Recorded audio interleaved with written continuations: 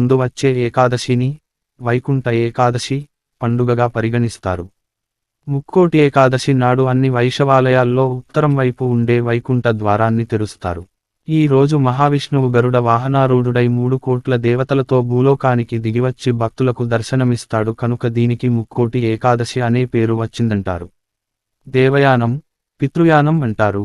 ఉత్తరాయణంలో దేవయానంలో మరణించిన వారు సూర్యమండలాన్ని భేదించుకుని వెళ్లి మోక్షాన్ని పొందుతారు. దక్షిణాయనంలో పితృయానంలో పోయినవారు చంద్రమండలానికి చేరి మళ్లీ జన్మిస్తారు. అందుకే భీష్ముడు ఉత్తరాయణ పుణ్యకాలం వచ్చే వరకు అంపశయ్యపై ఎదురు చూశాడు. దేవతలకు 6 నెలలు పగలు 6 నెలలు రాత్రి. దక్షిణాయానం రాత్రికాలం. ఈ చీకటి తొలగి దేవతలు వెలుగులోకి వస్తారు. అంటే వారికి పగలు ప్రారంభమైనట్టు. ఉపవాసం. అందుకే ఆ రోజు ఉపవాసం పుణ్యప్రదం. దశమి రాత్రి కూడా భుజించకూడదు. ఏకాదశి ఉపవాస తిథి విష్ణు స్వరూపమైనది.